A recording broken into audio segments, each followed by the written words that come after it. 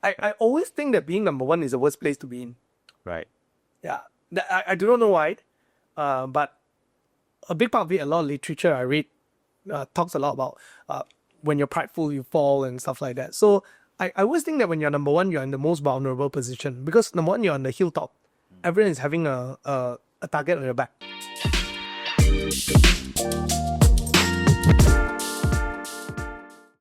Hey everyone, before we begin this next episode of the Hello Mentor podcast, I just want to say if you're job searching or hiring, check out hiredly.com.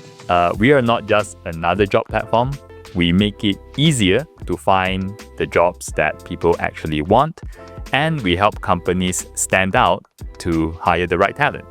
So there's a lot of smart tech and there's a lot of human touch. That's Hiredly. So you can head to hiredly.com and give it a go.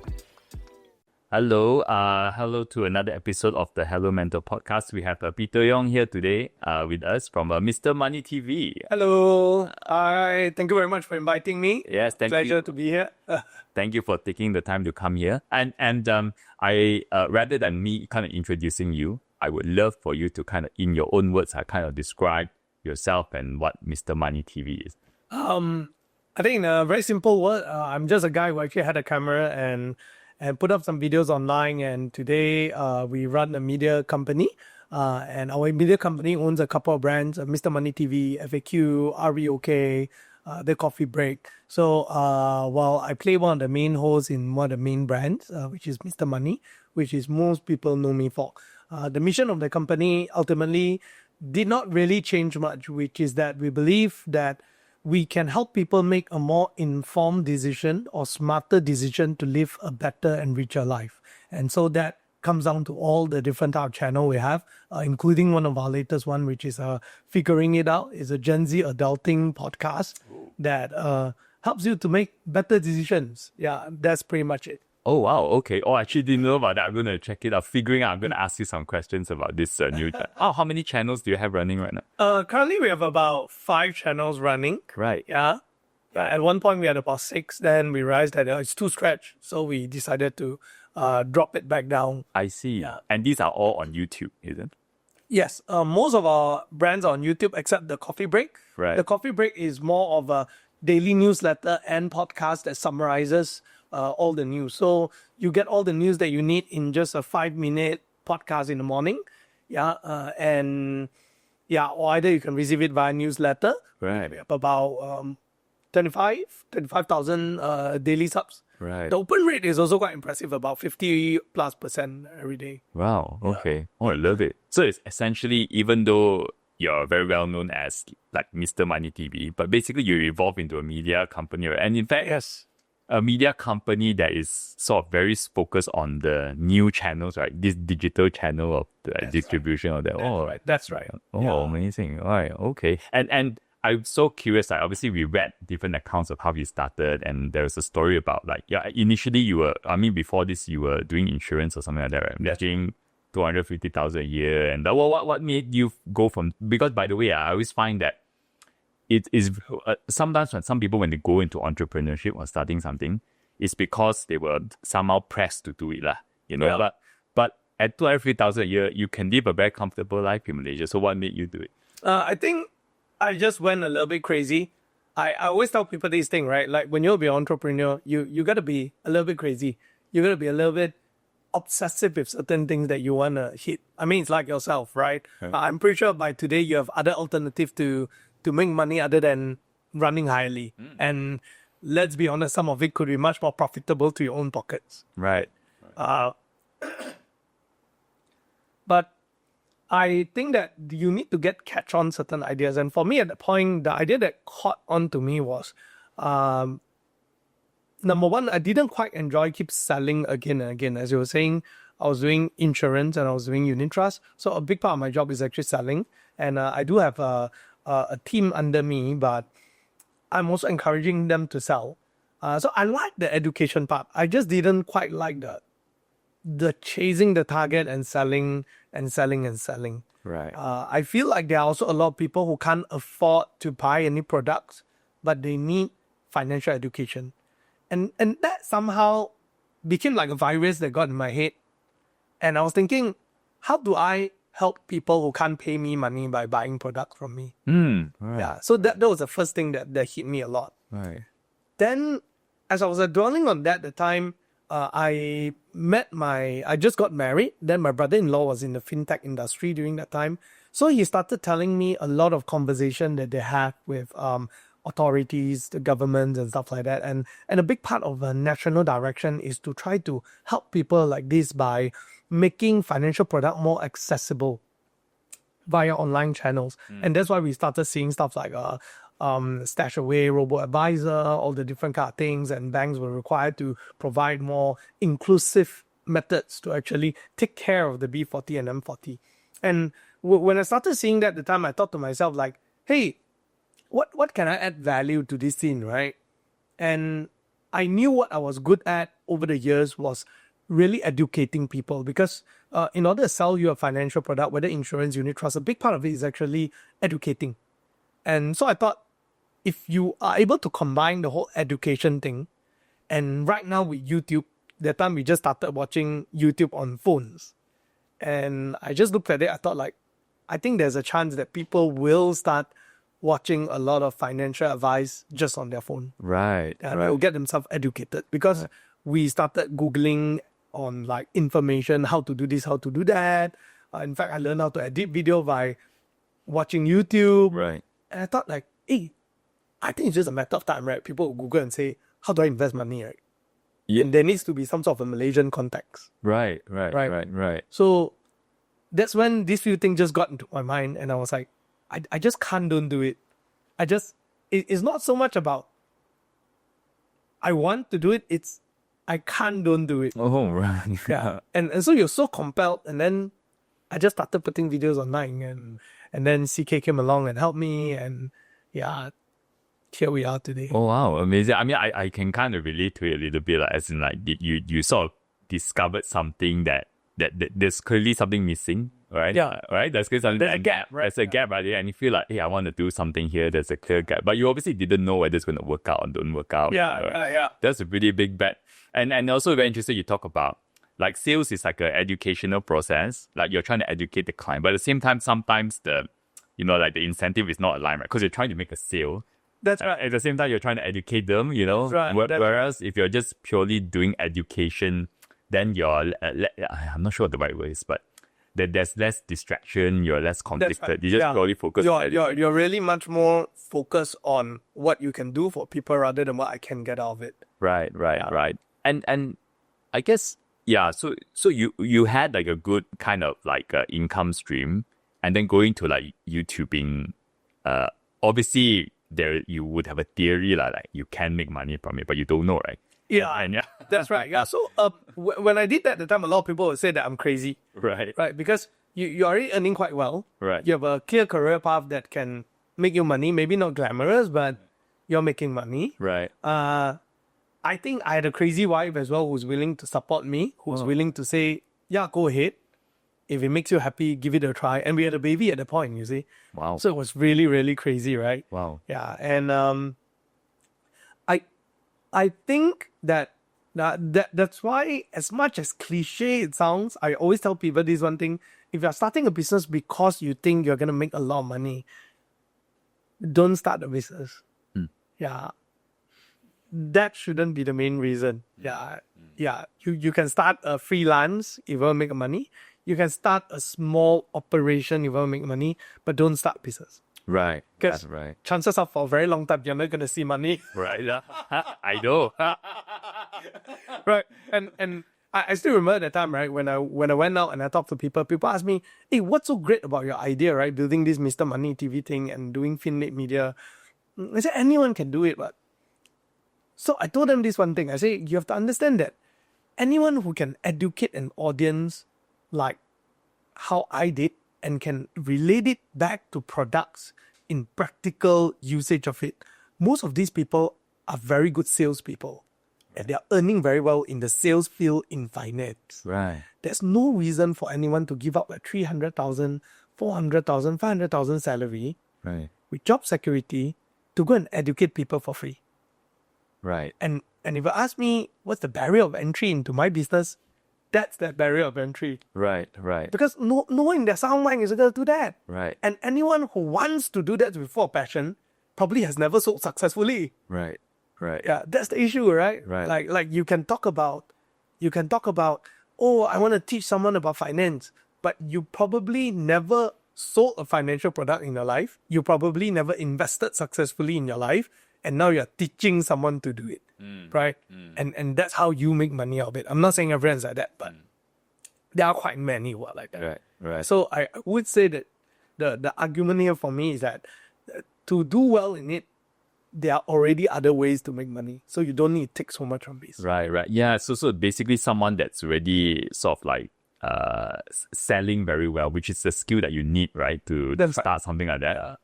Has a much easier way to make money, right? Jumping into this, like, so it's like, why I put all this effort doing all this? Yeah. Unless they really actually want to do it. Like, it has to come from them. Correct. So until today, I still ask myself the question,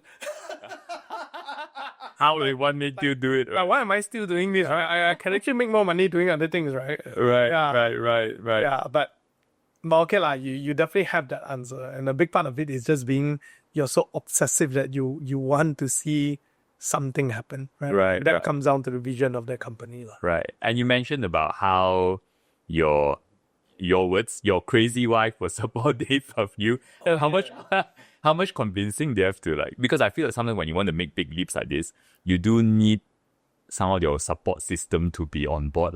Oh, yeah. Right? Or else it's going to be very difficult, right? Yes, yeah. I'm a big believer, since I was already married, I've my wife, kid coming. I'm a big believer that if I want to do this, I need to do it with my wife's support. If not, you end up having a business, not having a family, right? Is that worth it? Yeah. So I still recall at the point my wife wasn't working because my job in insurance was very comfortable. Yeah. So I had to have a conversation with her. It took about 6 months that I convinced her to go back out to work because I told her that this is really very high risk. I really don't think that I can support this. So, yeah. Wow. Yeah, and there were a lot of tears, a lot of crying, and baby was just born. And you know how it works, right? You have kids. Yeah. The first half year, mother really want to be with the child. And I felt bad. But she was very, very supportive in that sense where she's never a person who tells me like, if we get married, I need you to have a house. It was never like that. She will always tell me, it's okay that we rent a house. As long as we have basic food on the table, that's all that we need. I don't need you to give me a glamorous life. I don't need that big handbag or that trip to Japan. It'll be good to have, but all I need is food on the table. You be a good man.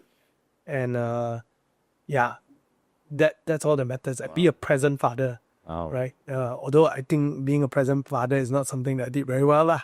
Yeah, but yeah, so my wife is someone like that. Wow, you're one of the lucky ones. I'm very, very, very lucky. Right. And then such a, and her willing to kind of, because it has a direct impact on her life, right? Oh, yes. She has to go and work, and because you are taking on this risk and all that. And I wonder though, like, I mean, if you think about it from a timing point of view, your personal level, a time point of view, it's like such bad timing to come out and start something. You know, you have a young child, now your wife has to go out there. Like, did you feel that I'm not sure if the word is pressure, the fact that you have this with you made you have the feeling that you need to succeed, you need to make it? Oh, yes. Yeah, definitely. I mean, talking about timing, right? There's two parts of the timing that I was considering at the point. The first timing is at a personal level, what situation am I going through? I have a kid coming, wife not working, you really need the income, stuff like that. Then there's the external timing where if you read a lot of books, we see a lot of videos, we call it zeitgeist moment, right? If I pronounce it correctly. The right moment, the right time. And that is a window of opportunity time where phones started having 3G more connected. Facebook started having the ability to link up videos. People like Graham Stephan in US started becoming more popular with only 300,000 followers during that time. And you're talking about US population, right? And today they are like double figure million kind of creator, right? And people started Googling things. And that time, it was getting very popular that we will just apply our credit card from iMoney or Ringgit Plus. And it was just starting to hear rumors that robo-advisors are coming in. So it was also a window of opportunity that I knew that if I miss this, I miss this. Now, internal timing wise, it's perspective in my opinion. If I'm spending 30,000 every month, yeah, that's a bad timing. If I'm spending 2K every month, it's still fair timing. So it all comes down to expectations. So I felt that there's two sorts of timing. The external is not something I can control. It's an industry, it's a window of opportunity. It is everything coming together and making things happen. Then you have this one timing at the internal level where it is about what perspective I take will decide the outlook of the situation. And one is within control, one is not. So it was a very conscious decision that I told my wife that, look, one, it's our perspective. One is really a market timing. Right. Yeah. Right. And so we do it now or we don't do it. Right. If I miss this, I won't do it. Right. Because there's no wind at the back of the sail anymore. Right. Right. It's got to be a harder climb. Right. If I really want to do something, it will be now. Right. Right? Yeah. And so I still remember at the time, right? Like when my wife gave birth, a lot of our friends go to private hospitals. And, the time people go to confinement center or at least have a confinement lady, I told her that, look, we really can't afford, because as I'm going to pursue this path, let's go to government hospital.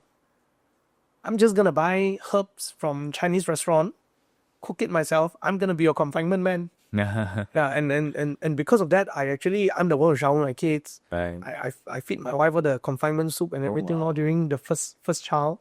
Yeah.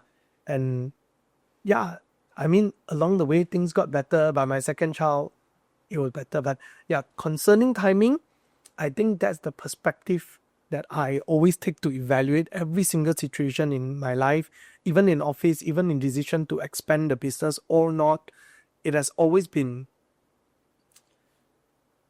internal timing and external timing. Right. And how do I balance these two parts? Right. In some sense, it's like, I mean, the world is the world. Like you can't control the direction the world is moving, right? And then you saw a window and if the best thing you can do is just look, even if internally it's not ideal or perfect, you can still try to organize around it. That's right. Right? And That's still right. try to still catch this thing. Because I also believe that if you want to start something and it's let's say like the world is not ready for it, it's going to be a hard climb. Like you say, it's going to be very hard. Whereas when you're going to go and do something and it's like, wow, it's like trending up very fast, like you say, like everyone's going to YouTube, like because now it's more accessible on your phone. There's a huge boom coming, right? And you kind of caught it, Yeah, right? that's right. Right. And how were those early days like those how did you gather people together to start doing this with you and I mean, in the early days when I first started, I just started myself. Then you just keep doing it yourself until I remember about like May, like that one day I was borrowing my friend's office, doing the same thing. And my co-founder CK came. He's just sitting right there, right?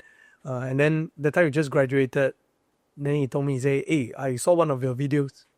I thought it was quite good, but the video quality sucked. Yeah. It's so bad. Your editing so bad. Then let me help you with that. So, okay, no, help me. Right.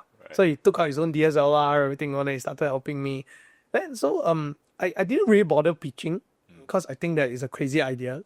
Then I just said, like, if you want to help me, why not you just come every day? Just come every day. I'll be here every day, 8:30. Yeah, you help me, then you come every day. I'll buy you breakfast. That's all I can do. Oh, wow. And that's what he did. He just came every day. Right. He didn't ask anything. He just come every day. Until the end, when he's about to go back to work that time, then I told him also, I say, go and work lah. Get some experience lah. But I also told him that being a founder is a very lonely journey. I need a co-founder. If you really believe in this, why not you be a part of this? But I can't afford to pay you salary. So can you go out and work? Right. You save as long as you can. You save your own runway. Right. Then you come in. Right. And that, I don't know what got into him. Right. Yeah, but I did tell him that, look, I'm not trying to build an influencer business. I'm not trying to be an influencer. I'm trying to build a brand called Mr. Money. I'm trying to build a media company that will impact lives through our content. Right. Yeah. And eventually, I may actually walk off and Mr. Money will be a brand in itself with different hosts. Right. And somehow it just got into him and he really went out and worked for the next 9 months, save up his own money. And so he will work double job. He will work in the morning. Then he comes back at night. We will work on together at night. So that time we'll work until like 3, 4 o'clock. Whoa. Then we'll come back again in the morning and work. Yeah, and then I'll be working on Mr. Money. Then he'll be working his day job. Then he come back in after dinner. So there was no life. Right. Every day is just like that. Right. Yeah, and definitely after that we stumbled across our first sponsor. Things started working, and we realized the workload became heavier. Then we had to start hiring. I see. Actually, in fact, that was the time that we started using WOBB. Right. We were WOBB at the time. Yeah, The time was WOBB. Right. Yes. So we got our first hire also from WOBB. Oh, right. Yeah. So So, happy to hear that.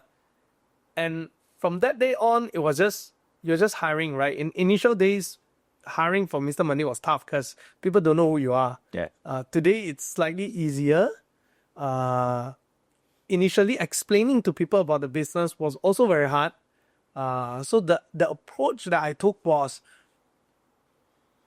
I actually stopped going out to network that much. I actually didn't really go out and network after a while because I find that it's so tiring to keep explaining what you want to do. Right.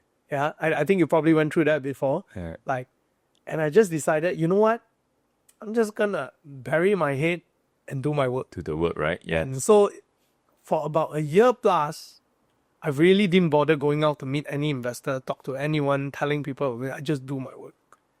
And I think after about a year or two when we came out, things were on our side, COVID, stuff like all this happened. Digital acceleration became faster. Right. And by the time we go out next, I didn't need to pitch anymore. We didn't need to explain to people who we are anymore. Right. Like more and more eyeballs went online, right? Yeah. That's So right. it just went into our favor. Right. But I would say that all these are a little bit of right decisions, but a lot of right moments. Right. So those were the early days. I think in the early days, it was just work and work. I mean, we were the first to come in, the last to go out. COVID time, Right. we slept in the office. Right. Yeah, during COVID time, actually what we did was that we heard COVID was happening. We just painted our walls. I still remember. Right. So we were painting the walls of our office studio. Uh-huh. Then we read the announcement of COVID. Right. Then they say tomorrow onwards cannot move. So it's starting to sink in, right? Right. So me and him was like, we looked at each other, me and CK was like, oh, what do we do now? Right. We just built this studio. Now we are not allowed to come to studio and work. But we need to work, right? Right. You know what, CK? Let's just stay in the office. So you're locked down together. Yeah, so I say, let's go back tonight, get our bags. Oh. We're going to move into the office tonight. Whoa. And that was what we did. We went back. I told my wife, bid farewell. I'm going to come back for lunch, and I'm just going to come back for lunch and buy grocery. Then I'm going to go back. Okay, so every day. So it became a routine. I wake up in the morning, do a little bit of work, go out for lunch, go back out to have a lunch with my wife, buy groceries for the family, come back to the office, work again. Right. So we just stayed in the office for like about 2 to 3 months, I think. Yeah, office are sipping back, everything all. We just camped there. Yeah, camped there. Amazing. Yeah, that was what happened. And our staff will come in. That time we don't have staff in the early days, but later when we had staff would go back. And it was more open already. And there will be times that we stay back, there will be times that we don't. Right. So in the early days was really just... Right. A lot of people, when they want to start their own company, because I think there's some, if I'm not wrong, there's some data that shows that companies that have co-founders have a higher chance of success, right? Oh, yes. So, would you say like how much of it was luck that you sort of met each other, and or was there, if someone is thinking like I'm looking for a co-founder, I don't know anyone, like What should they look for? I think that it should be a number one priority to look for a co-founder. At the moment, initially once you have an idea, you are trying to POC this idea first, right? Proof of concept for this idea. That part you can probably do it alone initially, but during the journey, I think it's very important to find a co-founder. In fact, I intentionally look for a co-founder, right? Yeah. And so when CK started approaching me, I already had in my mind that if he works out, I'm gonna get him. Why? Because I'm a person who believes in statistics a lot. Right. Yeah, I'm a numbers guy actually. Not that I'm good in numbers. I just think that the world won't adapt to me, but it's better that I adapt to the world. Right? I'm not a big believer that things will change for me. So the statistics already said already. If you're a solo co-founder, very, very, very high chance, in fact 90% chance that you're gonna fail. Yeah. Right? Yeah. So you need a co-founder. Yeah. So you just gotta be very active looking for it. Now, looking for it is one thing, but that's all that you can do. The remaining part is really luck. I mean, how did he actually came into my vision? Right? Was because he knows my manager at the time, and my manager was his family's insurance agent, and he came for an internship and for don't know what kind of reason, after he graduated, he decided to go and meet him and talk to him. And don't know for whatever reason, the gods of algorithm sent him my video, and so he decided to watch it. Right? So all these things were not in my control. The only thing that was in my control was two things. Right. I was intentionally looking for a co-founder, and I was open to give people a chance to work with me and share my idea and make them my co-founder. Because it's a very risky move, right? Yeah, you're talking about giving shares, and stuff like that. Yeah. So the rest are not in my control. Whether does he accept or not, will I come across him? It's just Right. Yeah, and in fact, I would say, I mean, the luck thing, right? It's because sometimes it's so hard to tell whether someone, how do I put it? And you say he was a fresh grad, right, at the time? Yeah. Like, are they, I mean, competency-wise, mindset-wise, there's so many question marks, it's so easy to get the wrong co-founder. That's right. Right? Yeah. So I'm not surprised why. I guess this is a part in the Asian context, right? Yeah, we're talking about localizing stuff, right? Right. I noticed that a lot of Asian businessmen, after a while, they become even more religious. They become even more superstitious, right? I believe you've met quite many. After a while, they become even more religious and superstitious, right? Because you come to a point in your life that you realize that you can only do that many good decisions, and there's so many things that it's not within your decision. Right. Like luck or like something like that. Right. So some will go to feng shui, some go to your God, some if you're Christian, you pray, you're Muslim, you pray more. So everyone just have their own different way of coping with that. Yeah. But I guess whether are you a religious person or not, or do you believe in divine intervention, there is one part to it is that you have to be ready for opportunities. Right. And that is within you to decide. Right. If I started off with having that mindset where I can do it myself, or I started with a mindset where I will not look for anyone who is a fresh grad who doesn't add value for me. I want someone who can give me money, or I want someone who is say more experienced. Then I've already closed the door even before whatever divine intervention brought the right person to me, right? Right.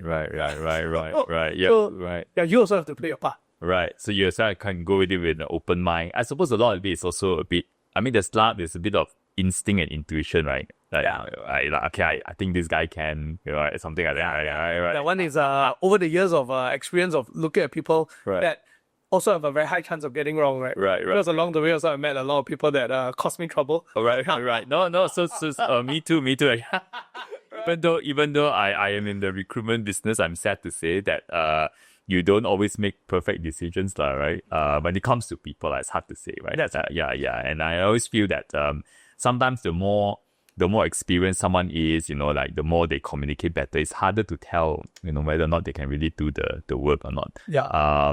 And in this, like, throughout this entire time, right? Like, as you got to this stage, I know that you can achieve more success, but you're considered a very successful you got to very successful place already like stage like. In this journey, were there moments where you almost wanted to give up?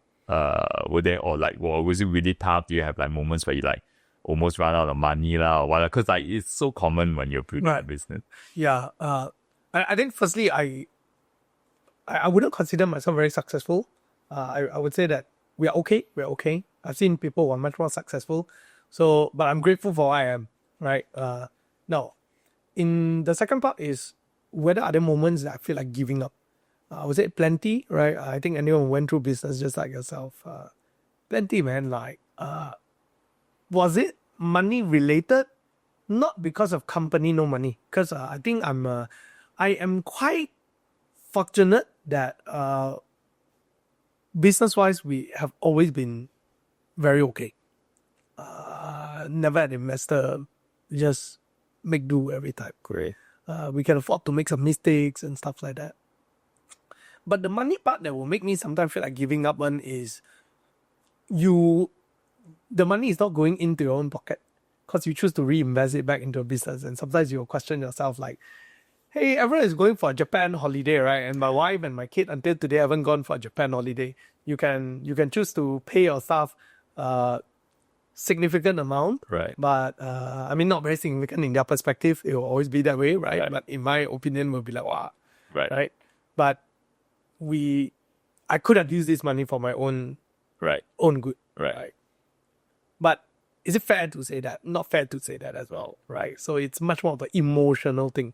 Right. I think it accentuates only, especially if you go home, maybe by year end, you have a chat with your wife and like, hey, that trip that we haven't gone on after so long that we talk about it. Then that's when you feel a little bit like sad as a man, right? Like, maybe I should have, right? Like, maybe I should have put my family more important than my company, right? Like, these are the moments that kind of hits you in a very emotional tone, right?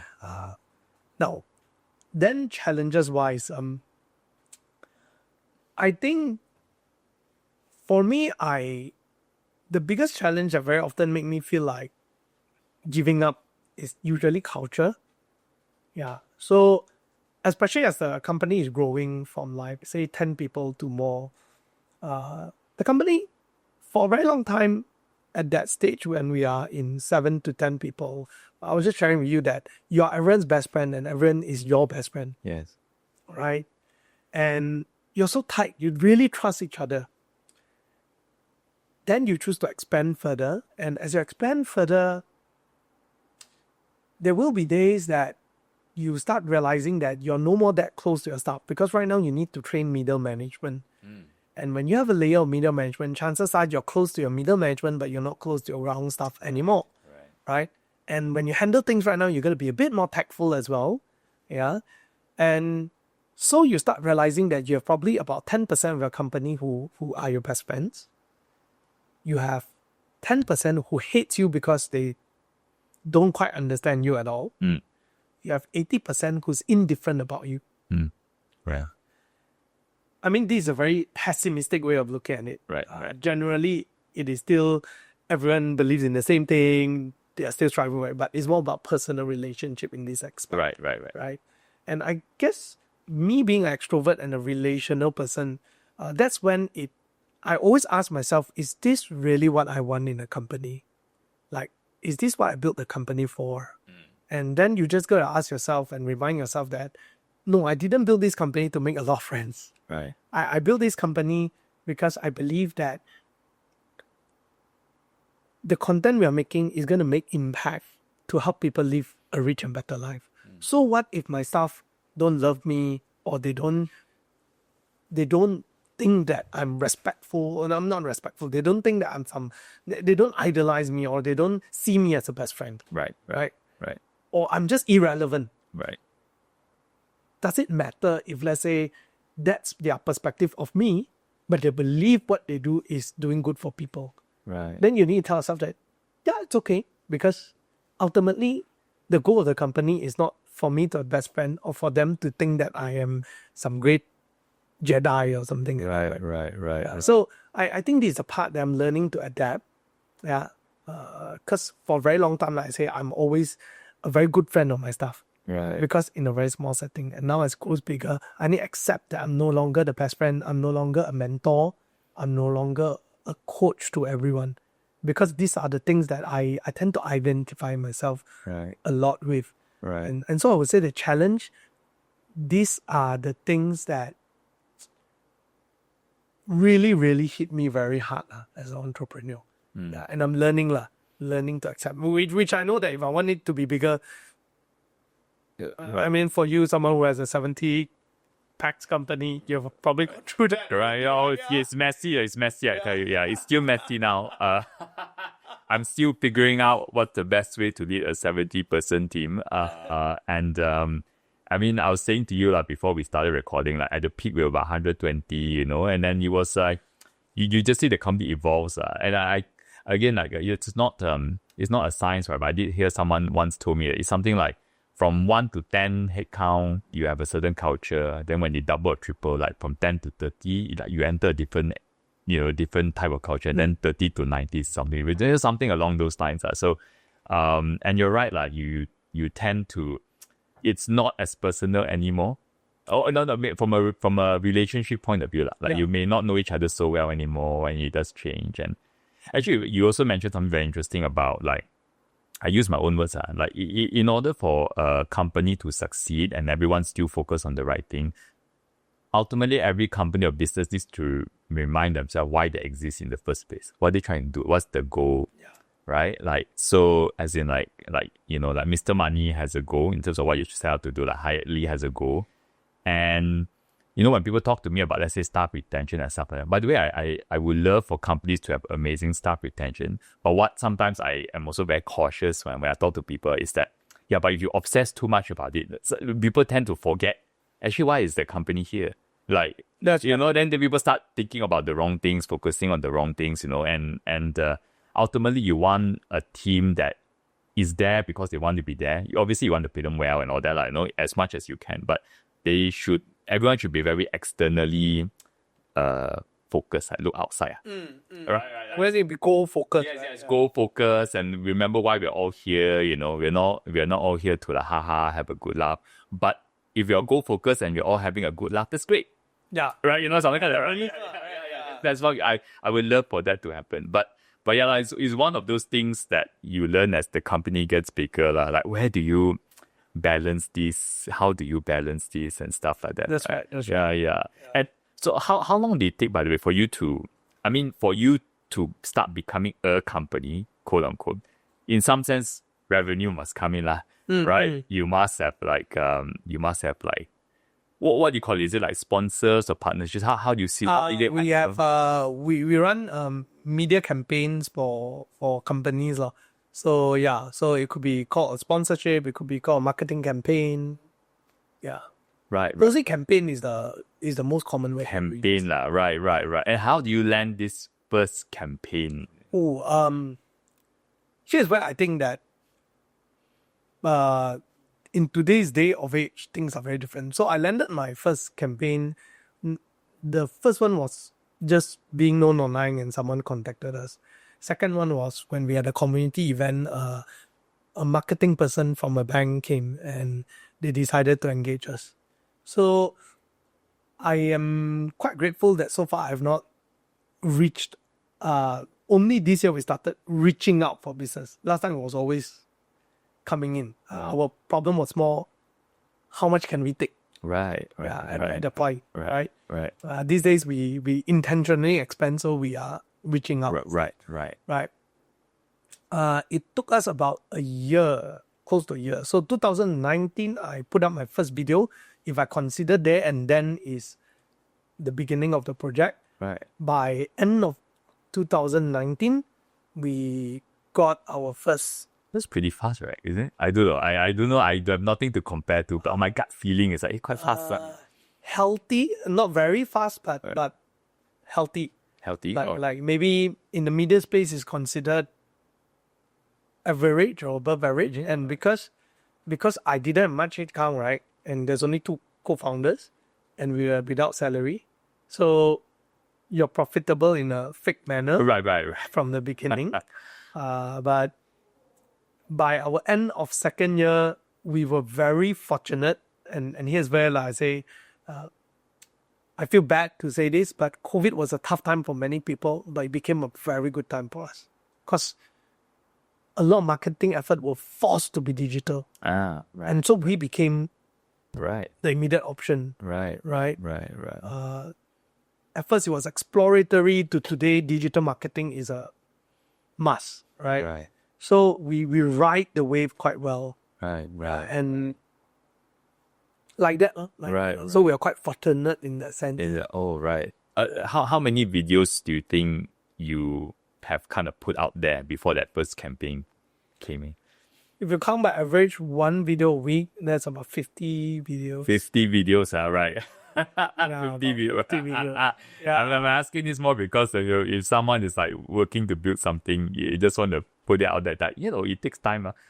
Oh, yeah. I mean, if you want to consider like, you can, before you give up, go for 100 videos. Right. If it still doesn't make it, then you better rethink. Right. Yeah. So something like that, right? Like you at least like at 100 Yes, right? because there are some outliers. About 5 videos, they do very well. Right. Yeah, but those are outliers. Right. I always think the outliers are not replicable because you have just some stroke of luck or Right. you are naturally gifted. Right. There are not many people who can be Johnny Harris. Right. But there are a bunch of people who can be almost like Johnny Harris. Right. Right. Right. And you can maintain that to be number put it this way, I'm very inspired by this thing that other people say. Instead of claiming number one, why not claim number two? Oh, okay. Yeah. Have you ever seen a company that goes out that we are the second best company? We are the second best company. And guess what? No one will fight you for that spot because everyone will fight number one. Oh. And because you are constantly number two, every time the number one go up, get kicked out because competition is so fierce. They drop back down to 5, 4. You number two for 10 years, right? Suddenly you're number one and you're so solidly number one. The reason being is because you have built your base so strong at number two that there's no other way out anymore. But that's more about analogy, like a real practical thing, right? Right. And I tend to see myself as a number two. Right. Right. So I don't tend to see myself as number one. So I always tell my staff this. You know what are the replicable things that will make your video give you, say, 50% chance of going viral? That's what you do. But after that, whether it go viral or not, it's not your control. Right. You just need to do the things Right. that has the prerequisition of going viral. Right. Now, can you talk like Peter Yong? Maybe you can't because 10 years of sales, 10 years of talking to people, well, actually more than 10 years by now, yeah, it's years of experience, right? You can't replicate me. But there are certain things that you are good at that I can't replicate. Right. Yeah, so everyone got to play to their strength. Right. Yeah. Right. And ultimately, you want to find a way where any Tom, Dick, and Harry come in, Right. they are able to replicate the content at least 80% of my level. Right. And that's good enough because it's called reliability. Right. Yeah. Right. Oh, that's right. Because you have 5 channels, right? So right. So yeah, and therefore you are sort of like training your team to build that new channel every time. Yes. Right. Without you That's you right, as that's the right. face of the channel. That's right. Yeah, I mean it's the same theory of hiring, right? Today as we are going to talk about business, right? Very often I also ask myself, do you prefer a superstar? Do you prefer a superstar staff who can do one thing so well, but the rest of the other thing is just not reliable? And other than putting this person there, is giving you every other headache. It's just they're damn good in doing this thing. Right. And you can't live without them. Right. Because they're so good at that. Right. Versus you have another staff who can do 80% of what they do, but it's reliable in every single aspect. Right. Who are you going to promote to be a CEO? Right. The number 2, right? Yes. I Yeah. agree. Yes. So, I think, I mean, some VCs will tell me that I'm dreaming too small. But my position is the number 2 is always reliable and generates positive cash flow. Yes. The number 1 looks very good, but very often crashes down and everything is gone. Right. So I'd rather be a number 2. Right. Yeah, that's such an interesting perspective. Yeah, so even in my business, I think of it that way very often.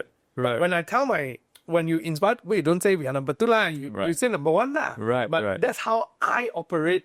Right. in the whole thing. Right. It's like in a way, it's like you have this number two mindset. That means even if you are actually number one, you always feel that there's something you need to chase, or like there's still a gap between number two and number one, right? I always think that being number one is the worst place to be in. Right. Yeah.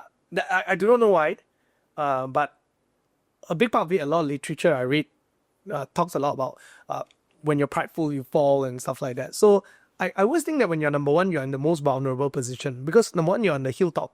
Everyone is having a target on your back. Right. That's number one. Right. I mean, I'll be honest, even in the media space, I've seen how as I grow bigger, suddenly peers see me as competitor rather than peers. Right? Right. Yeah. I mean, you've probably experienced that as well, right? Yeah. Probably earlier, another company that does similar thing talks to you very nicely, but when you grow so much bigger, suddenly the dynamics change, right? Like, hey, I thought we were peers, right? Yeah. So, there's a target on your back. That's number one, and number two, you gotta be more innovative than anyone else suddenly, and your risk that you're taking is way higher. Now, so being at the top suddenly is a burden. Right. And you just need to set one wrong direction. Right. You're screwed. You're going to fall back down. Right. Yeah. Right. And what people celebrate more than the success of a hero is the fall of a hero. Yes. Right. You Look see at it a lot, media. man. Yeah. The fall of a hero is the most exciting story. Right. Success is number two. Yes. Yeah. And so when you're at the top some more, because there's no reference, it's hard to surround yourself with right advisors as well. Because you have so often made such good decisions that you didn't need advisors. Right. Yeah. You become even more confident in yourself. Right. And now when you make that wrong mistake, it's going to F you up pretty badly. Right. Because every time you got it right. Right. Yeah. So, for me, I feel number two is best. Right. Because why? I can look at the number one, what's he doing? Right. I know whether it work or don't work. Yeah. I can improvise. Right. And sometimes if I improvise, I end up doing better than number one. Right. Right? Because number one is already bearing so much of pain Right. that when they fail, they need time to rest. And that's where I'm very clear. I can take your data and I can work. Right. Right. Yeah. No, actually, like, it's an interesting take, because I noticed this with a lot of number ones. I mean, we are also not number one in terms of like the recruitment space. There are number ones out there. And the idea that they have to be innovative, the reason I say it's the interesting take, because they have nothing to reference to. They're at the front already. Yeah. So they have nothing to look at, right? So they need to be innovative to keep, I suppose, protect their position if they want to keep growing. But being innovative also comes with risks. Yes. Right? So it's like, it's such a so that it becomes even harder. And when you're number one, you don't want to fall. So what ends up happening is a lot of number ones play defense. That's right. Like the safer thing to do is just play defense. That's right. Right? Rather than just keep trying to grow. That's right. It's not worth keeping trying to grow. Like preventing the number three, number four, number two from keep growing is a better strategy. So it just changes the... Yeah. Right? It's different people, different strategy, right? So I was reading this book about how $1 billion shift, $1 shift club came about, right? If you actually look at there are few ways of building a unicorn or something very successful in that sense. There's the first way of like ChatGPT kind, right? Where they do things that people never do before. And I think most of the time VCs will hail this as a bigger success. And yes, when you hit the gold mine, you hit the gold mine. You really, really hit the gold mine. And you become that great, gigantic mammoth of a company, right? But you're at the forefront of things, right? And this kind of business generally requires really, I would say, some sort of genius. Some sort of genius some way or another. Then we have the next group of people who build great businesses who actually are number twos. You think about it like $1 shave club. They simply looked at Gillette and say, there's a gap. The gap is cheap blades. Right. And I think that people don't mind having cheap blades. Right. You may be over reliant on your high-tech blades and you overconfident that the market really wants it. Actually, the market simply wants it because there's no choice. Right. Yeah. Right. And because you're not the smartest guy in the world, you just saw a gap. And somehow, you do not know whether it's luck or window or opportunity whatsoever that no one conquered the gap. Yes. So you decide to just go and conquer that gap. Okay. You're not the smartest person in the room. You just saw a gap Right. and you rise up to that gap and you build $1 billion business out of it. Right. Right? Right. And I think there are more coming from this end Right. than the first end. Because the first end really requires some sort of innate godlike DNA within you. Not just outside, like internal as well. You got the right genes, right mind, right condition, and everything else. But number 2 is slightly easier. It's more achievable by normal humans. Right. Right? It's more achievable by Right. normal humans. Right. Right. And I think that is where my playground is. Right. But do I think that by being the number 2, you can be that first guy number 1? Yes. Right. Right. You just need to gather the right team. Right. Yeah. Right. I love that take because like obviously when you think about number one, and when you think of every business, right, you will know which is the number one player. And it almost feels like you need a superhuman level kind of talent and stuff like that. And what a lot of people don't realize is actually number 2 is doing pretty fine too. Right.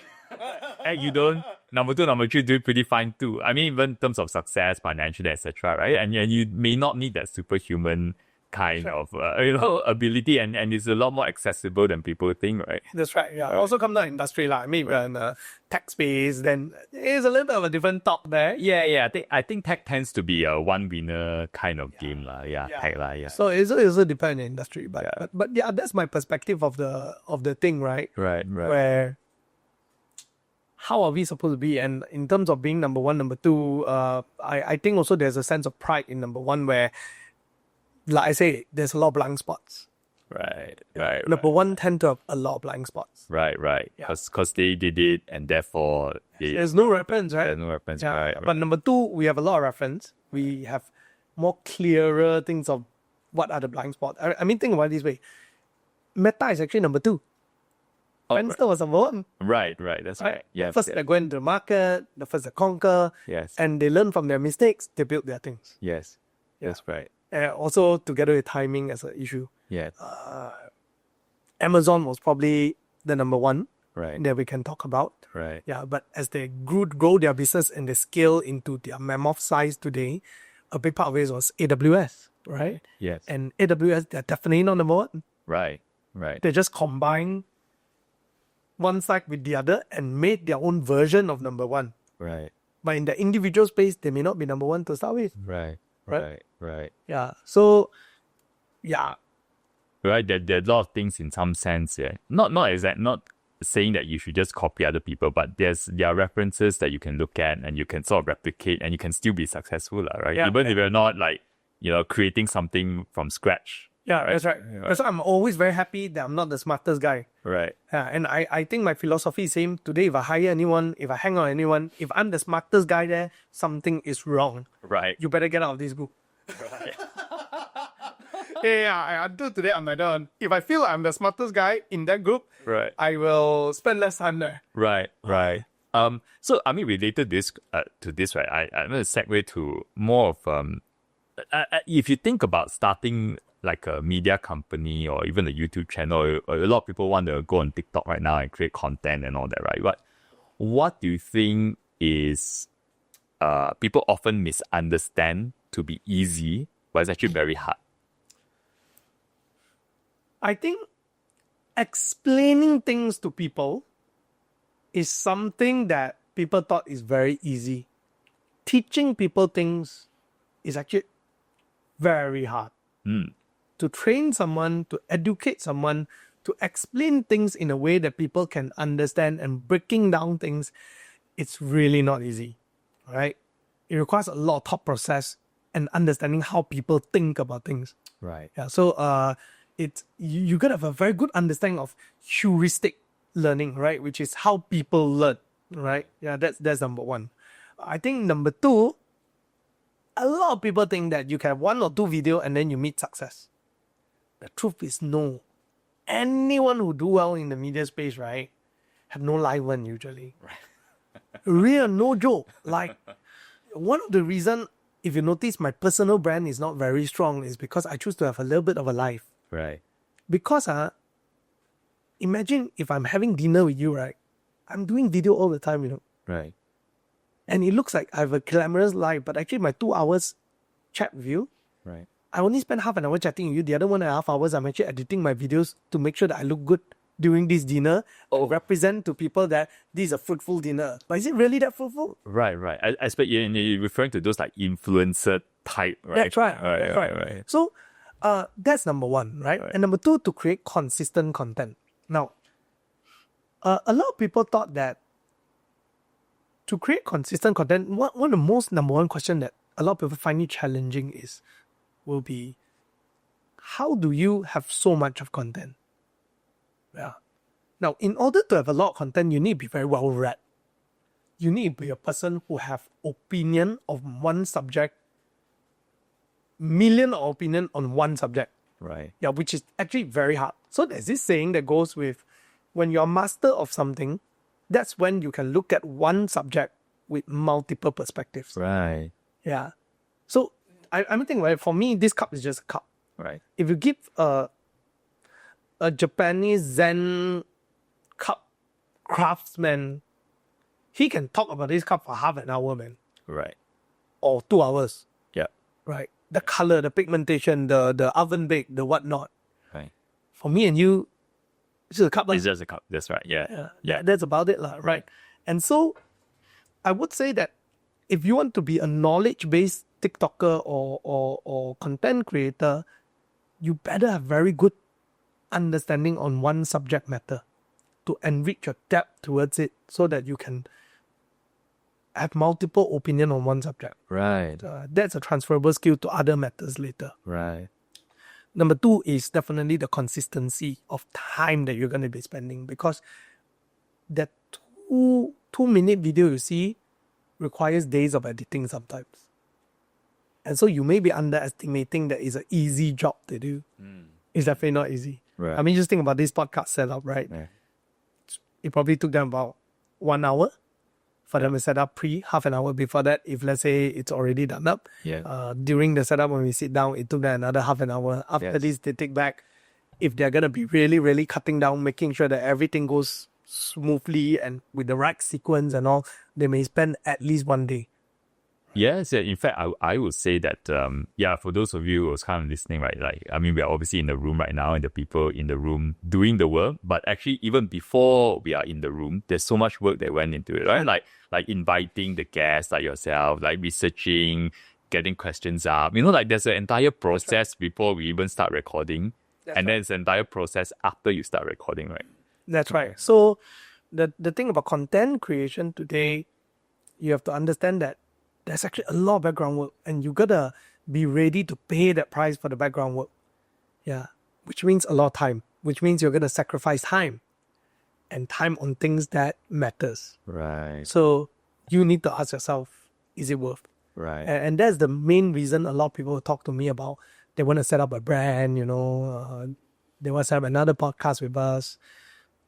And that's the first thing that I tell them, are you ready to take out time? Right. Yeah. Right. Like you really have to go all in. It's not that 2-minute clip that you see online, right? It's a lot of work. It's not. Right, it's right, not. right. Like, think about it. You can choose the easiest path, which is, I want to be a content creator. I have the money. I hire someone and follow me all day long to shoot. Then you got to give up privacy. Yeah. Because that guy is going to follow you all day long. Right. No, you're right. Yes. Yeah. So you're going to give up something or another, Right. Yeah. And that's why until today, I'm still struggling with the concept of having a content creator following me all day long just to shoot me. Right. Because I've told you this idea before. I've never done it. Like you see those people do like day in the life, and then my understanding is it's a very efficient way to create content if someone's following you. But then it's so weird, right? Yeah. But I guess eventually I'm gonna go towards that direction. Right. But it is efficient, right? Because you're doing your everyday stuff, and then someone's recording it, and then they will then find out what's interesting to cut out, right? Yeah. And how about the reverse? What do you think is a lot easier than most people think in terms of like creating content and starting a media business? What is a lot easier? Yeah. if you think the problem is learning how to edit or learning how to use a camera, that's actually the easiest part. Oh, right. A lot of people, they come to me, right, when they want to start a podcast, right? Their first concern, I don't know how to edit a video, I don't know how to shoot, I don't know what angle. I tell you, those are the easiest thing that you can settle, man. Right. Super easy. You just Google lah. There's plenty of reference online on how to do it, right? Right. Yeah, you just need money, buy camera, that's all. Right. Right. And in fact, today, a lot of professional equipment Right. are so easy to use. Right. In the past, you want to get a proper podcasting mic, you need to have a proper XLR, you need to have a proper, amplifier in between, all these kind of things. Right. Today, no, everything plug and play. Right. Jalan, even mic stuck there, easy. Some more today's formats is you don't need very refined. Today's format, it can be very easy because we are used to lower quality also today. So the technical aspect will be the easiest thing. Yeah. Right. So it's kind of like the knowledge is there lah. You want to look for it, but it's just that just don't underestimate the hard work and the time. Oh yes. Right. But if you want to know the knowledge, how to edit, and like what kind of camera to get, like everything is online. You can find it super easy. Yes. That's right. Right. So I want to kind of talk about, I suppose, for Mr. Money TV, the kind of core advice or content that you put out, which is financial literacy, very quickly. If you're speaking to someone in their 20s now in Malaysia, what do you think are some of the biggest blind spots that people have at the moment, that maybe they don't realize that, and from a financial point of view? Right. I think for people in their 20s, if you're depending on what they want, right? Right. I think the first thing that you have to figure out about money is actually not figure out money. Yeah. I think this is the biggest misconception a lot of people have. They thought figuring out money means figuring out money. A big part of figuring out money is about figuring out who you are. Right? What do I mean by that? Firstly, we have to understand what money is for. Money is a tool created by human to exchange for goods. Now, and what the goods does is to fulfill a need. So I'm hungry, I want to buy food. So I have chicken, you have veggie. I need veggie. I give you a little bit of chicken. Right. That was the point of money to start with. Right. Then we evolved to real money is because my chicken is going to go expired. So it's better off that I use something that I can keep as a significance where I can use it for exchange later. Right. Because if not, tomorrow my chicken's spoiled, you won't take what? But I need that tomorrow. So the storage is the key. Right. Now, if you go back to this most basic of basic, the first thing is you need to know what you want. If you don't know what you want, the money is in your bank account. For what? Right. What's the use? Right. And that's the reason why you hear a lot of people who actually go until one day at their deathbed, they tell you this one thing: money is not so important, relationship is more important. Why? Right. Because that means the whole point. Right. The whole point was what you want in the first place. Right. Now, and unfortunately, again, just like coming out of content, the technical aspect of learning about money is so much easier. Mr. Money, you can watch, you can read textbook, whatever you want now, right? But figuring out what you want with the money, that's the hardest part. That's the thing that requires you to sit down and work. That's the thing that requires you to ask yourself this question: okay, is relationship important to me? How do you know whether relationship is important to you? Spend time in relationship. Right? Right. You want to know, I want to spend my life partying. You got to go party first lah. Okay lah, the conundrum is, do you have the money party lah, right? Right. Yeah. Now, you want to know whether traveling is something that makes you happy. You got to have that little bit of extra money, go and travel first. Now, but what happened is this, right? For most people, we probably start off with a very simple intention, which is at the moment you graduate, you go, I want to go Japan. So I want to save 5,000 ringgit. Now, then you put a lot of focus saving the 5,000 ringgit, you go Japan. But it ends there. I just went Japan. Now, you don't question further, what makes me happy in life? what makes me happy, right? Is what part of this traveling that makes me happy? Is it traveling with my partner that make me happy? If traveling with partner make me happy, does it mean that if I don't travel, as long as I'm with my partner, I'm happy? No. So you got to dig deep and ask yourself what matters to you in life. And when you dig deep and you ask yourself what matters to you in life, then you plan your money surrounding that life to give you that life that makes you happy. So the truth is, not everyone needs to build a business and be successful. The truth is, if you calculated your life, you realize that I want to have ample time spent with my kid.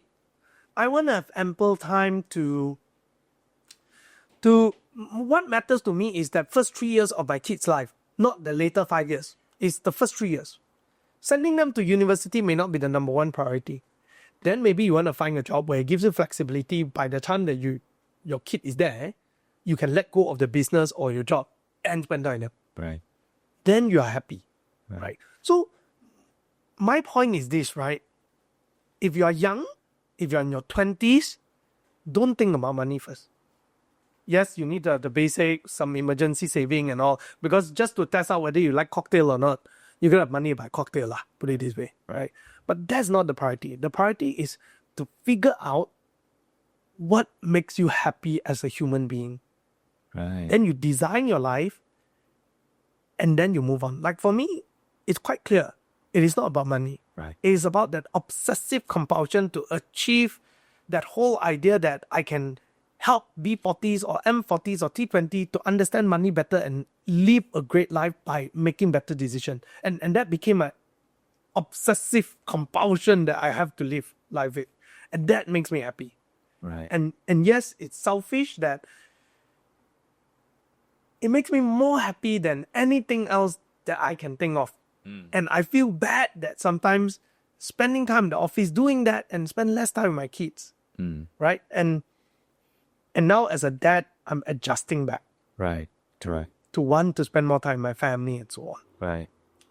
So I think that part is more important than just learning how to invest. Right. Whether should I go into business?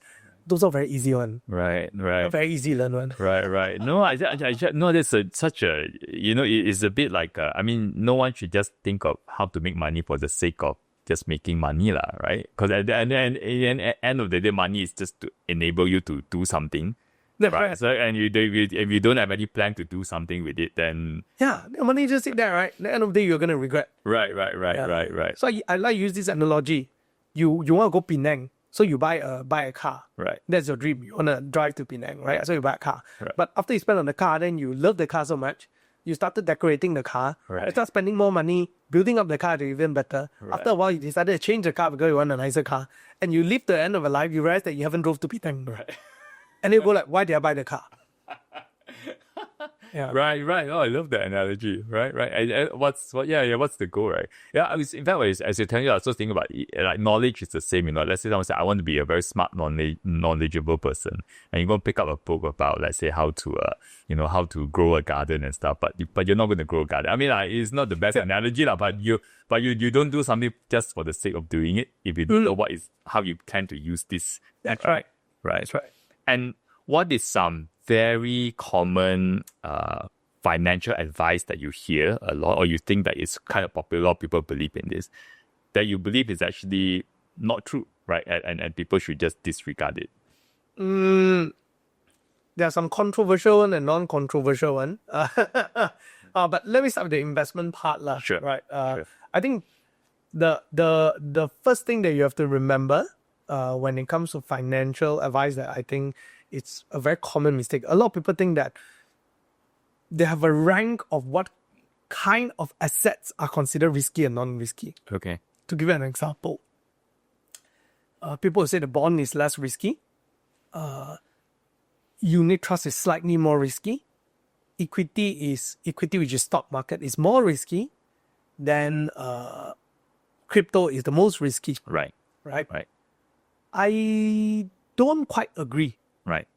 I don't quite agree. Most of us think of risk as a fluctuation of price. Okay. Okay? Which means that if I buy something $1, tomorrow is $1. The day after that, still $1. That's called no risk. Now, are you going to be happy if today you buy a house, it's 500,000, 30 years later, it's still 500,000?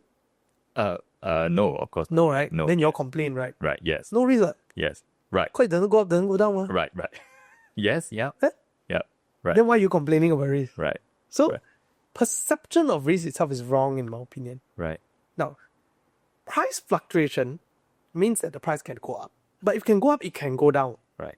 No. So, if you buy a house, it starts at 500, 2 years later it becomes 600.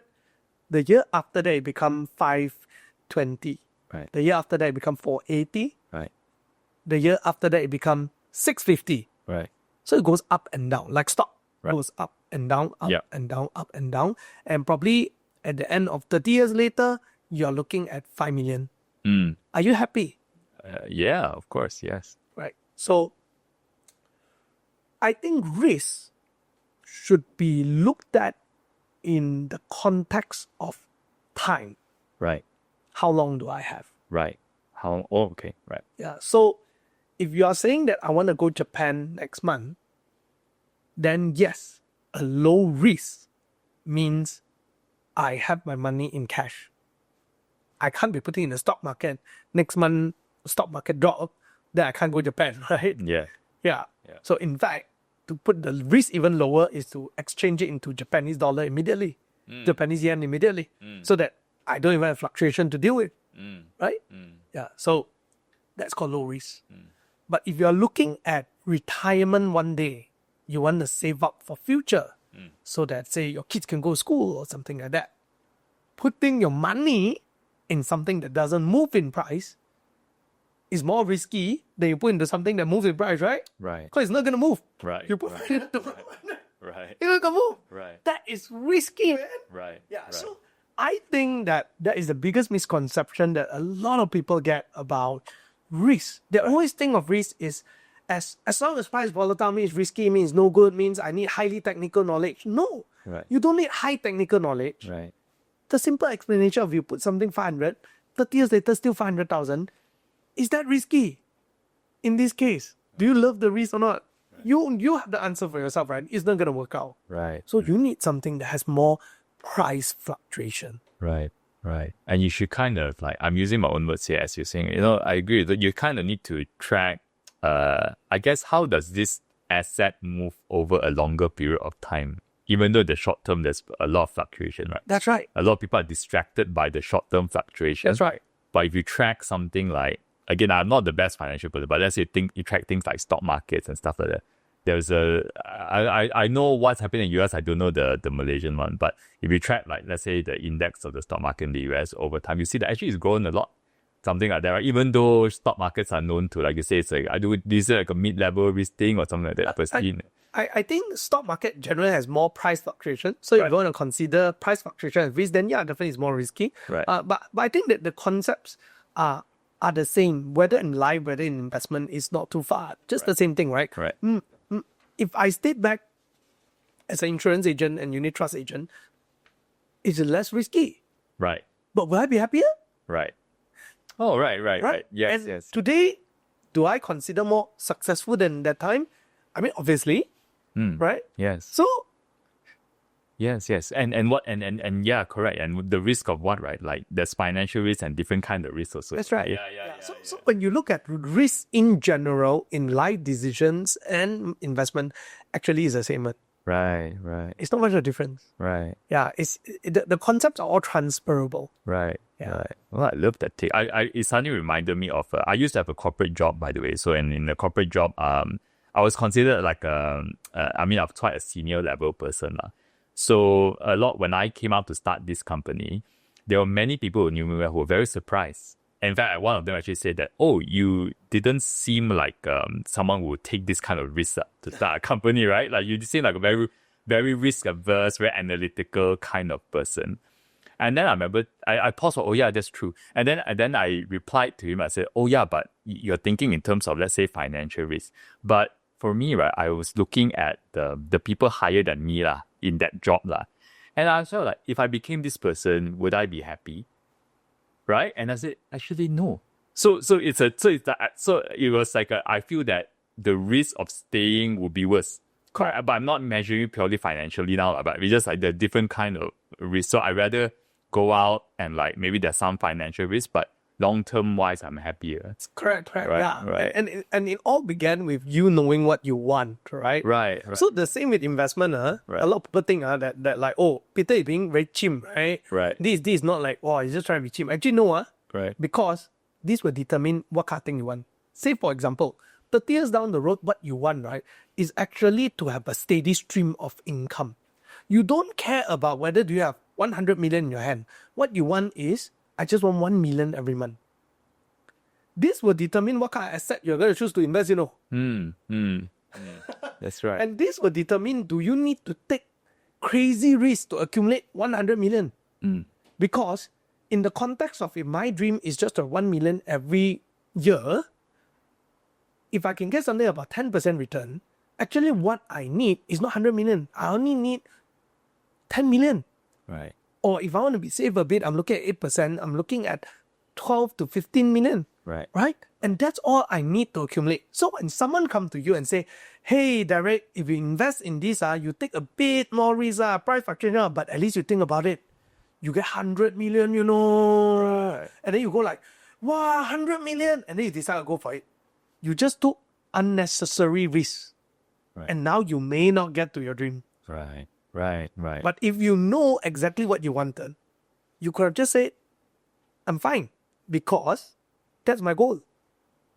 I just want to have this goal. Now, I may be tempted for that. Then you know what? I may risk 5% of my portfolio for that. So if that hits, I get a bonus. See, the pace of understanding what you want from beginning helps you make every single investment decision in your life, whether is it career investment, whether is it financial investment, whether is it partner investment decision. It helps. So figure that part out first. Right. Yeah. And say if someone is have some clarity what they want, what are the, in your opinion, I'm referring to someone in their 20s again, what like are the top 3 habits they should be having when it comes to finances, you think? Right. I think first is always live below your means. Live below mean, right? Yeah, I think that's the hardest part to actually go with for many people. Live below your means. Number 2 is spend money on what you love. Spend money only on things that truly make you happy. So to give you an example is I used to wear branded top to toe. I'm like one of those guys who wear LV belt, stuff like that. Today I'm Uniqlo top to bottom, or in fact I only bought these Levi's jeans because nowadays I wear a lot of jeans and Levi's can really tahan. Right? And also because these days Levi's is actually about the same price as other jeans. It used to be luxury. And for me, I don't spend on things that don't matter to me. But I spend on coughing, I spend on sports, and I can spend when it comes to those things. I spend on coaching. Right. I'm very willing to spend on those. Right. Why? Because it makes me happy. Right. I go eat with my family, I spend because it makes me happy. Right. Yeah. So, I would say that don't think that you need to accumulate a lot of money, still spend it, because ultimately money is still a tool that makes you happy. Yeah. So spend on what you love. Yeah. Now, but don't spend too much until you go broke. That's why the first rule is It's a spend little. Right. That's the number one. No, you go broke. Yeah. And the third thing is that take a bit more risk. Right. Yeah. Or I would say that if you have a long-term horizon, understand the price fluctuation concept that I talked about, and then take a bit more risk in your 20s.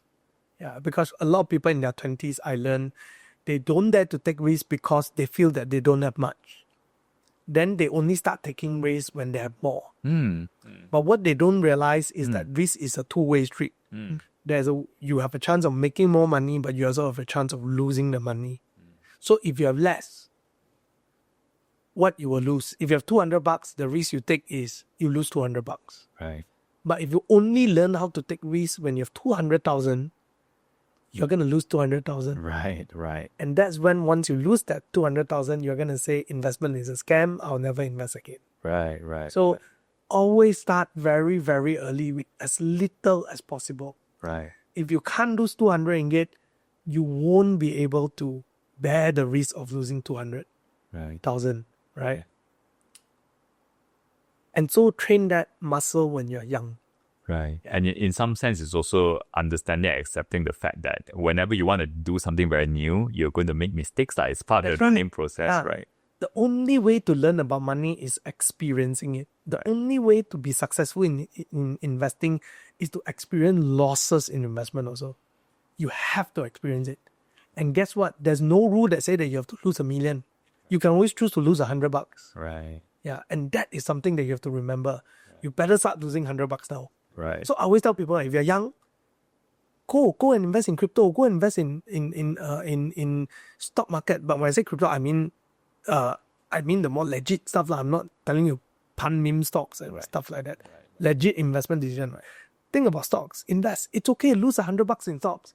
Look at it being negative and look at it every day and train that muscle of not selling it when it's losing money.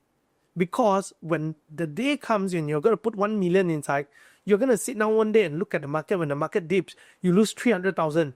And you're going to look at it and you're going to still be able to eat your food that day, live a good life that day, and wait for it to bounce up one day. And you can't do that if you can't look at 30 ringgit losses. Right. So it's live below your means, spend on what you love, and take risks. Yes. Right? Learn to take, especially when you're young, right? That's right. And that's actually when you have less, is actually safer in some sense to learn to take that risk, right? That's right. Right. And if you think about the Malaysian education system right now, like what do you think? Don't want to comment, man. Is that going to be like No. Okay, we'll keep it a bit short. What are your questions? I mean, like, just curious, what do you think is what's missing, or what could help our Malaysian youth be better if you put it in the Malaysian education system? I think that Malaysian syllabus itself is actually not that. I think what will help us better is to provide teachers with better training. Right. I think the lacking is actually our teachers can be more well trained, and good teachers are lack of support. Teachers who are not that interested in their jobs are still there, right? So I think there should be a more better way of evaluating and hiring teachers for one. Right. I think co-curriculum, the system is actually not bad. It's just this is actually the main flaw. But number two, how to prepare them further. I personally think that there should be more hands-on activity on financial literacy and entrepreneurship today, because not so much to train everyone to be an entrepreneur, but to let them learn to think like one, to be innovative, right? I think there are a lot of intrapreneurs, which means that they are innovative enough to think about starting new business, but they started as an employee, right, for their boss, right? Because the risk level you cannot train on. Everyone is just, you can train the muscles, but eventually everyone have the inclination towards certain things, right? So I think that it is still important to teach entrepreneurship and financial literacy within school system itself. But you can't teach it if teachers are not familiar. So I think the first problem is still solve the teacher problem. Right. Okay. I want to touch a little bit about you as a person, Peter. Right. Yeah. Because interestingly, when we first started this conversation, you're saying that you're seeing this as you're building a media company. I mean, ultimately, when you first started, you need to be the face of the channel, but you're building multiple channels, right? So, how, and in fact, as you know, I was telling you before I started recording also, there are people here who know who you are and stuff, and then I say, oh yeah, Mr. Money TV is coming, right? And then they're like, oh, and then I say, oh yeah, it's Peter. And they're like, some of them don't know that your name is Peter. They know you as Mr. Money TV, right? So what is that? Are you like this? Like, I mean, like, are you like this even on a personal level? Like, what is what is this gap? How do you switch on? If yes, how you off and on? I don't know. So many people will tell you this one thing. What you see on screen is what you get. I am actually not too different from screen Right. and in real life. Right. Exact same person. Right. In fact, I'm very comfortable being myself on screen, and I don't really see myself as an influencer. I see myself as a business owner. I see myself as an educator, Right. but I don't see myself as a guru. Right. Yeah, that's me lah. I'm just like that. You are like right. I'm like that lah. Like Right. that lah. Like that. Right. Like that. Even my client also tell me the same thing. They always say that. Oh, I always thought when I meet Peter, this Mr. Money will be a bit different in real life. Right. But actually, he's exactly the same. Right. Exactly the same. I'm as loud. Right. I'm as animated. I'm as reflective. Right. I'm happy for you. I always find that people who are no, I mean not just like, I mean right now we're talking about being on camera and off camera and all that, right? But even I'm talking about people who come into work and their personal life and stuff like that, right? If they are turning out pretty authentically as the same person, obviously not everything's going to be exactly the same lah. I talk to my wife and my kids differently from like talking to the team. In fact, I talk to my wife more gentle lah. Yeah. I tell you that lah. Scared my wife scold me. Yeah, so there's always a slight, but at the core, still more or less the same person. I always feel that people turn out this way, they tend to be, I don't know, more, maybe the word is happy, but more comfortable in their own skin, in some sense. But to add value to the audience, because since the topic is called Hello Mentor, right? I think a lot of people will see me as someone who's very confident. A lot of people tell me, hey, you look very confident, you're comfortable in your own skin, you speak out, you're aggressive, you are like that, right? Yeah. But actually, the truth is, I'm not really like that also. Right. Actually, I'm a little bit shy. Are you? Oh, okay. I'm actually a little bit shy. Right. Although I'm an extrovert, but I'm shy. Shy in the sense where sometimes I can be quite shy about my opinion. Sometimes, like if I see, I don't think I'm very confident as well. That's why I'm very confident being number 2. Because I'm also not very confident. So I play to that to let me be me, right? That's why I genuinely don't think I'm the smartest in the room. It's not just a philosophy. It's really, I don't think I'm smarter in the room. Yeah. And I don't think I'm that successful. In fact, I think that I'm quite dumb. And I can give a lot of examples that I'm very dumb. Like no joke. Right? But I think I have a sound intellectual mind, which means I can think. Right. So, yeah. And I'm not very confident. I don't have I'm not the kind of person who have a very great self-esteem. So if you are thinking that Peter was always this guy who, since young, very comfortable, no, I struggled with low self-esteem. Yeah. I mean, I can give you one example that when I was in school days, my sister would tell me, the way I see you laugh, you are so unattractive that I don't think anyone will even want to be your girlfriend. Right. And yeah, literally, these are things that carry me. I never knew how to talk to a girl when I was younger. My first relationship broke up because the first thing I told the girl is, will you be my girlfriend? And the last conversation I had with her is, when she said, I want to break up with you, I say yes. And I never talked to her in between because I just don't know how to talk to her. I was so shy. Wow. Yeah. So, but with my friends, I can talk a lot of nonsense. Right. Yeah. Right. And I used to be a pushover. Right. So, the secret is, in my office, if you cry, I will succumb to everything you say. Nowadays, it don't work. Eh? I realize it. You realize it. So, yeah, my point is, it's a long journey to adjust. But I have never been the kind of person who say, I am like this. That is for sure.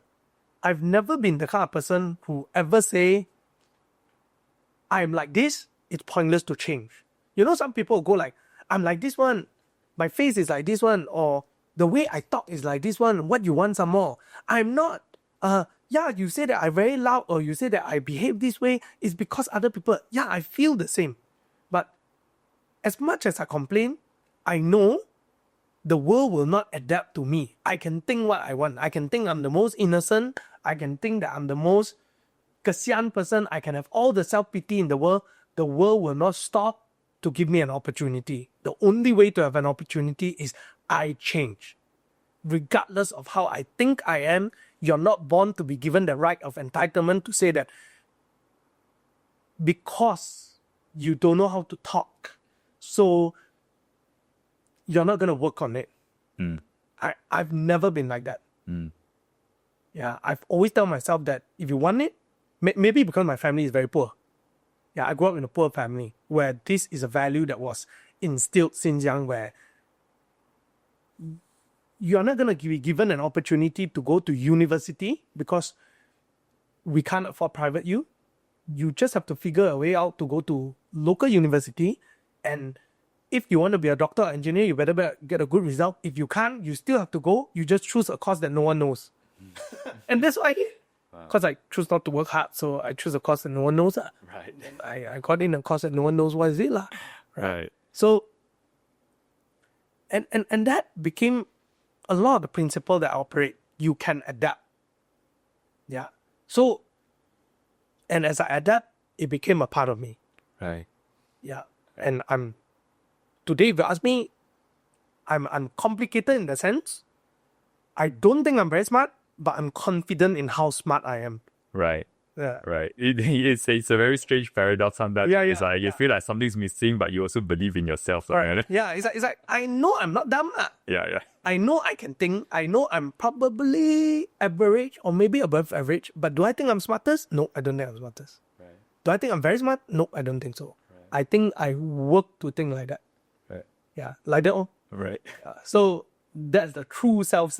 Right. But I'm just curious, like, how do you overcome that part where you mentioned that you were shy? Was there a moment or something happened? How do you then break free from that? I think someone gave me a very good description of that, and I'll borrow his description. You think about it, right? If today you are in the desert, if you're walking and you come to a point that you're so tired, you just give up. You just give up. Like, I'm just gonna die. I'm gonna get water. I'm just gonna die. And suddenly you see a lion that came by.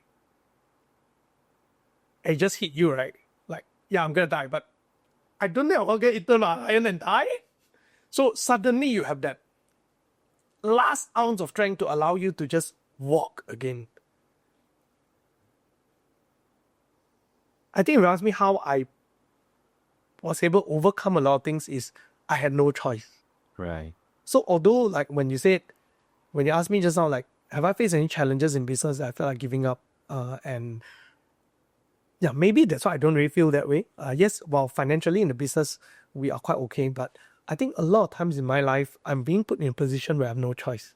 Right. You just have to. Right. Yeah, and that's why even when I did Mr. Money, the thought is I have no choice. Right. If I don't do this, who's going to do?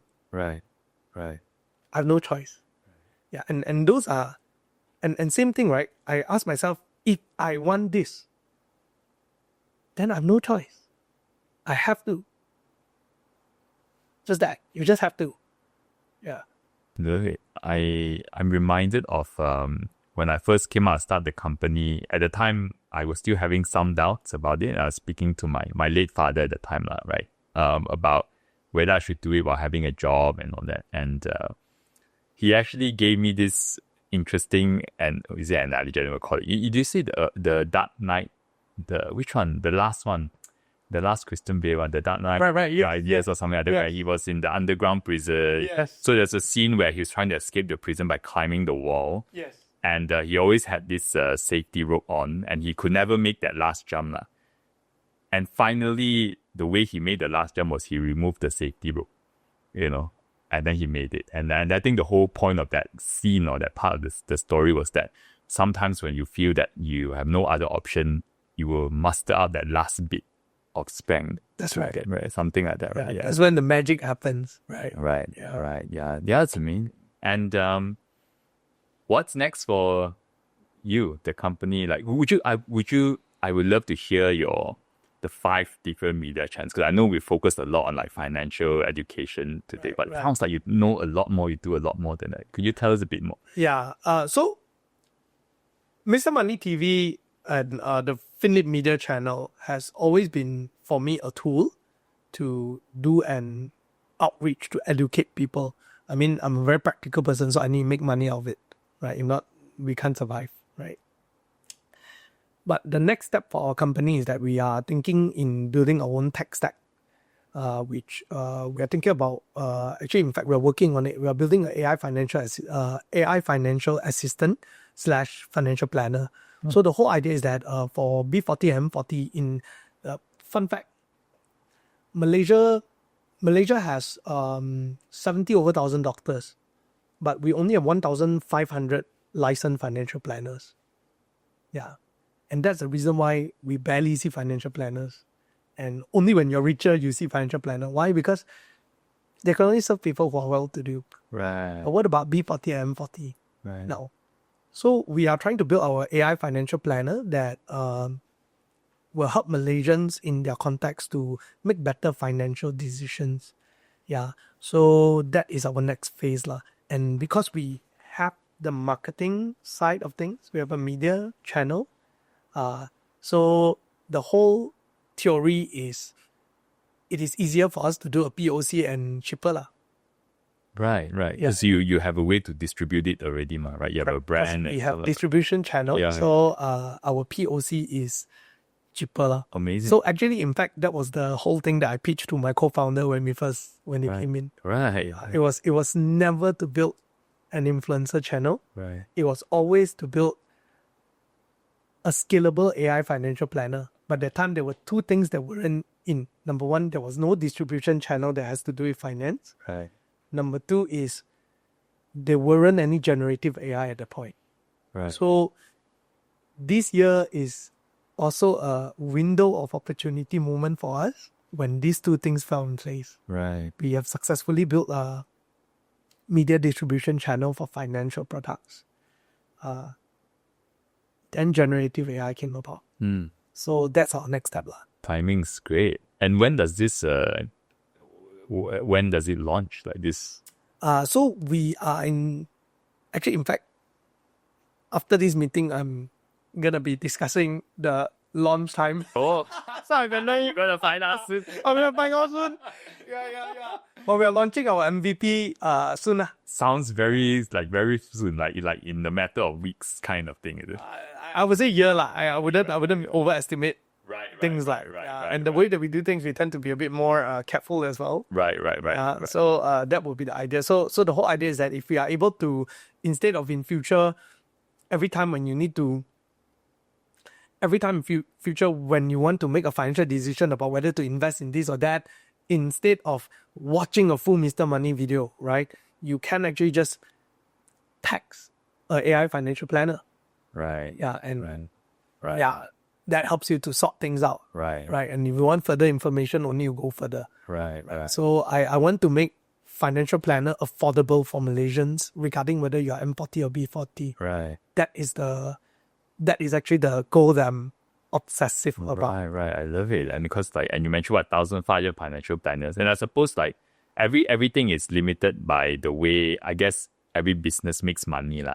Because I used to work in a recruitment agency, so I understand that recruitment agency, in order for the consultant to pay their salary and stuff like that, you need to serve a certain segment. That's right. Right? And because the business models like that, if I place you, your salary is very high, then my fee is high. So therefore, it is concentrated on certain groups. And when it comes to financial planning, there are a lot of people out there who need help with financial planning, but the people who are providing this help, there's no business model that can help them, that can scale to help them. That's right. So you're going to be doing that. So that's really exciting. That's right. So that's where I want to challenge next. Right. That's a completely different world. I mean, building a media company is amazing, and now you're launching like a tech. Hopefully it does well lah. Let's see. Right. I love it. I can see it working out because you know what? Everyone's finances is very messy. And if you have an AI that sort of understands it and you trust the AI to keep your information safe, at the same time, it actually gives me very personalized financial information. Oh, I would love it. Right? Yeah. Hopefully it works out well. Yeah. So thank you, Peter, for joining us today and being so generous with your advice and stuff like that. Thank you very much for inviting me. You're my pleasure, man. Yeah. I gotta interview you next, actually. I love it. I will share everything that went wrong. but I mean, you say you're number 2, but it's been a pleasure interviewing you. You're so natural. I just simply throw questions and you gave such really thought-provoking answers. I really loved it. Right. Thank you very much. I hope it benefit your audience with this episode. Yes, thank you. All right.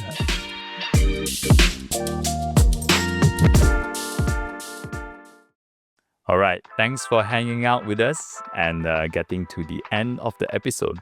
If you like this, follow us or hit the subscribe button. It will help us bring on more amazing guests and makes the whole show better for you. So thanks again and see you in the next one.